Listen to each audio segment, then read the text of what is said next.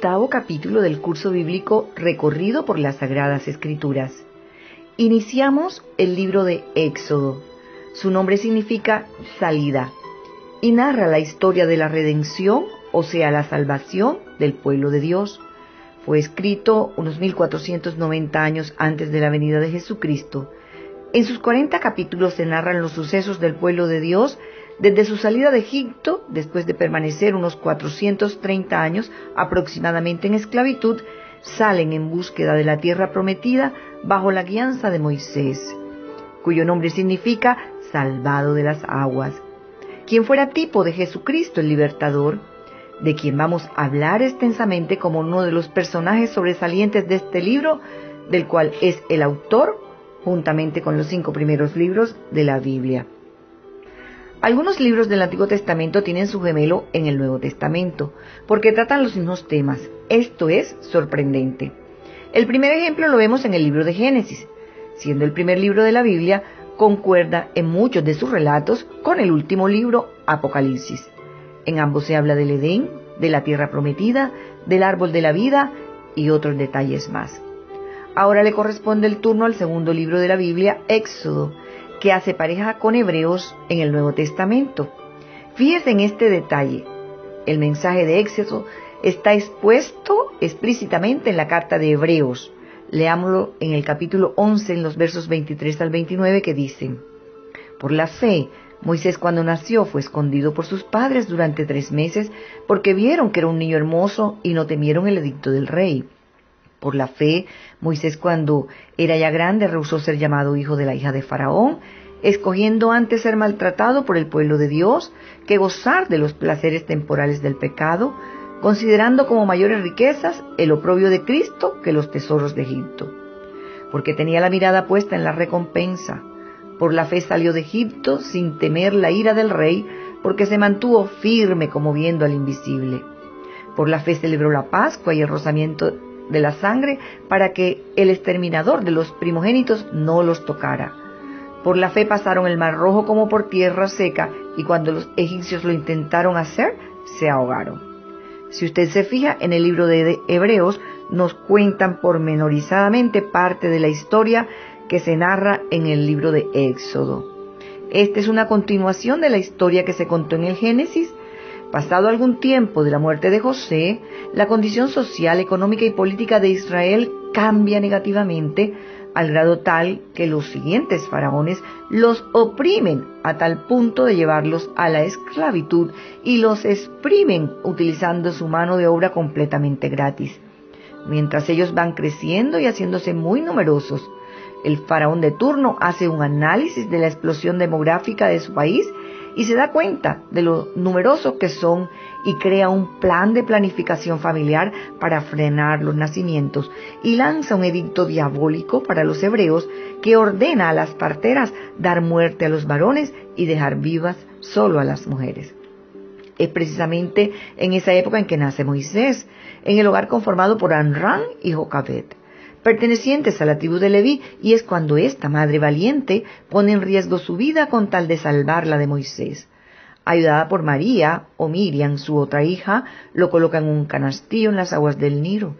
Historia que usted muy bien conoce, de cómo la hija de Faraón lo salva de las aguas y se lo regresa a su madre para que lo pueda amamantar, hasta que unos años más tarde es devuelto a la corte de Faraón, donde es educado como un príncipe. Pero Dios tenía un plan con él y sigue sus pasos, lo inquieta en lo más profundo de su corazón. Siendo ya un joven adulto, sale en defensa de sus hermanos de sangre, comete varios errores y es acusado de asesinato, por lo que se ve en la necesidad de huir para que no lo mate. Aquel hombre sabio, instruido, elegante y de buena vida, se va al desierto durante 40 años, vive como un ermitaño, se le olvida hablar, se le borra todo lo que había aprendido, y es cuando está listo para cumplir con la orden de Dios de rescatar a su pueblo de la esclavitud. Y vuelve a Egipto. En Éxodo 3, lea el llamamiento que Dios le hace. Versos 3 en adelante dicen: apacentando Moisés las ovejas de Jetro, su suegro, sacerdote de Madián, llevó las ovejas a través del desierto y llegó hasta Horeb, monte de Dios, y se le apareció el ángel de Jehová en una llama de fuego en medio de una zarza. Y él miró y vio que la zarza ardía en fuego y la zarza no se consumía. Entonces Moisés dijo: iré yo ahora y veré esta gran visión, ¿por qué causa la zarza no se quema? Y viendo Jehová que él iba a ver, lo llamó Dios de medio de la zarza y dijo: Moisés, Moisés. Y él respondió: heme aquí. Y dijo: no te acerques, quita tu calzado de tus pies, porque el lugar en que tú estás, tierra santa es. Y dijo: yo soy el Dios de tu padre, Dios de Abraham, Dios de Isaac, Dios de Jacob. Entonces Moisés cubrió su rostro porque tuvo miedo de mirar a Dios.